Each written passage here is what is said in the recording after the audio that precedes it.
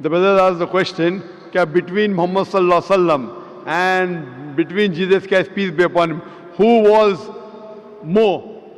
Jalali can be translated into Jalali ka aapko ye bolo, who's better?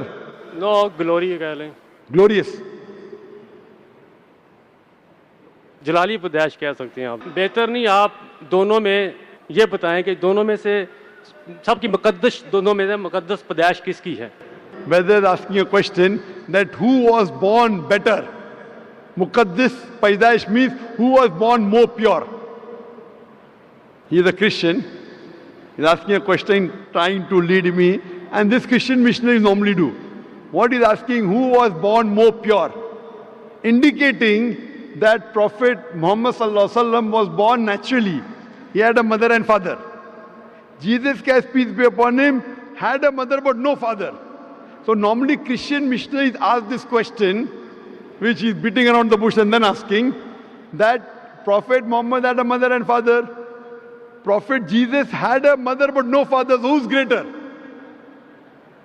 Who's greater? The reply to this is given in the Quran in Surah Al-Imran, chapter 3, verse 59, which says, Inna masala Isa inda Allahi ka masala Adam, khalaqa min turab, summa qala lahu kun fayakun. The similitude of Jesus in the sight of Allah is the same as Adam, peace be upon him. He was created from dust and said, be, and it was.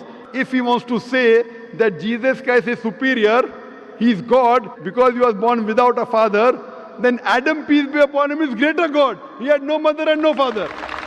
No. آدم کو خدا نے بنایا تھا. بھائی صاحب آپ نے سوال پوچھے، میرا جواب سنو. ابھی میں جواب ختم نہیں ہوا. آپ کو لیکچر دینے کا تو ہال آئر کو اشتہار دو. یہ لیکچر کا ٹائم نہیں، یہ سوال جواب کا ٹائم ہے. آپ میرا جواب سنیے. If they say that Jesus is God because he had got no father, then Adam, peace be upon him, is greater God according to the Bible and the Quran, because he had no mother and no father. So the reason is that Almighty God is the creator. He can create in different ways. Normal human being to born, you require mother and father. But Almighty God even can create without mother and father, that is Adam, peace be upon him. He can create with mother without a father, that is Isa alayhi salam. With a man and without a female is Bibi Hawa. Allah subhanahu wa ta'ala is the creator. So just because Jesus Christ, peace be upon him, has no father, that does not make him God. If that is the case, then Adam, peace be upon him, is greater God, which Christians will never agree. So this is what Quran says. When you talk with the people, non-Muslim, Ta'ala ila kalimatin sawa'im bainana bainakum. Come to common terms as between us and you. So this is how Christian missionaries, they try and catch fish. They try and catch fish. They try and trap the Muslims by quoting from the Quran, and the Muslims who don't know comparative religion, they get trapped. If you hear my lecture, deceit in Christian evangelism. Deceit in Christian evangelism. How do they deceive the people with false things?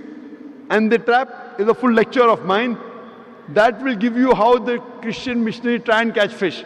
What we believe, we should not deceive anyone. We believe in haqq.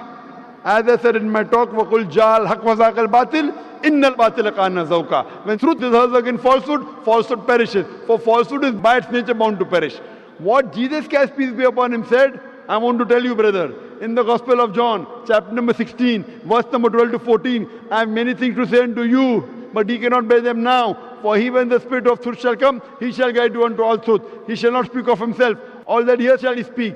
So what we realize, your Jesus Christ, peace be upon him, spoke about the last and final messenger to come, and his name is Prophet Muhammad, peace be upon him. Good evening. My name is Lloyd Leslie. I'm from Tanzania. I'd like to thank you for this opportunity you've given me today.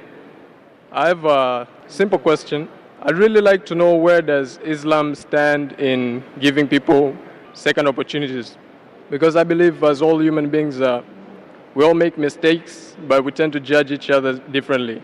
If I break a glass or if I stab someone, it's okay, but it's different when someone commits adultery or kills. So how do you actually weigh sins? I just want to know that. How do you justify these things in Islam? Brother asked a very good question, that what is the Islamic viewpoint on giving someone a second opportunity? If you read the Quran and the Hadith, Almighty God does not give you second opportunity, He gives you hundreds of opportunities. Hundreds. Allah says that never despair at the mercy of Allah. Never despair, never think that Allah will never forgive you. That's the reason every chapter of the glorious Quran, except for Surah Tawbah, chapter number 9, begins with the beautiful formula, Bismillahir Rahmanir Rahim. In the name of Allah, most gracious, most merciful. You may have done maximum sins in the world, yet never think that Allah will not forgive you. As long as you repent. Now, in Islam, there are certain criteria for repentance. If you have done a sin, and if you repent, Allah will inshallah forgive you. To repent, there are some criteria. First, you agree what you're doing is wrong. Number 2, stop it. Number 3, that if you can reverse it, the act, you reverse it. Number 4, never do it again. Agree it is wrong, stop it, reverse it if you can, never do it again. For example, if you have robbed, agree it is wrong. Point number 2, stop robbing. Point number 3, if you can return the thing you have robbed, return it. Point number 4, don't do it again. If you have done adultery, for example, agree it is wrong, stop it, ask for forgiveness, you can't undo it. Ask for forgiveness, don't do it again. What about capital punishment? How do you explain? Brother asked a good question. How do you explain the capital punishment? If someone has done adultery, what is the capital punishment? In Islam, capital punishment is there if there are 4 witnesses. In Islam, if someone does adultery and if you have 4 witnesses, then the person who has done adultery is supposed to be put to death.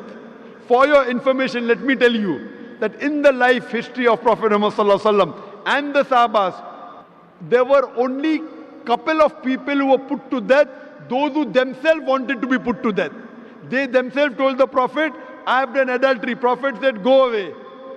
Again the lady came. The Prophet said, when the child is born, come to me. The Prophet kept on evading, but she insisted. Then when she insisted, then the Prophet said, okay, stone her to death. And when she died, one of the Muslims cursed her. So the Prophet said, the forgiveness that she has asked for, even if you distribute in the whole city of Medina, yet it will be more. That means she wanted to be punished so that she will go to Jannah. There is not a single case in the hadith of Muhammad Sallallahu Alaihi Wasallam where a person was put to death because of 4 witnesses. There were few cases, all of them volunteered to be killed. That means even today, even in Saudi Arabia, I don't know of any case where a person is put to death because of adultery, because of 4 witnesses. Unless the person himself or herself comes and tells, I have done adultery, put me to death. That means don't do adultery in public. It's a big sin. It's a major sin. It's the 10th major sin in Islam. But if you do adultery, it's between you and Allah. You ask for forgiveness, don't do it again, Allah will forgive you. Again you do adultery, again ask for forgiveness, and you repent, Allah will forgive you. The capital punishment only comes in the case where you do it publicly and if there are 4 witnesses who give witness. That means don't spoil the society. If you are doing hidingly, it's a sin. Don't do it, but you are doing alone. So all the punishments have got certain clauses in Islam.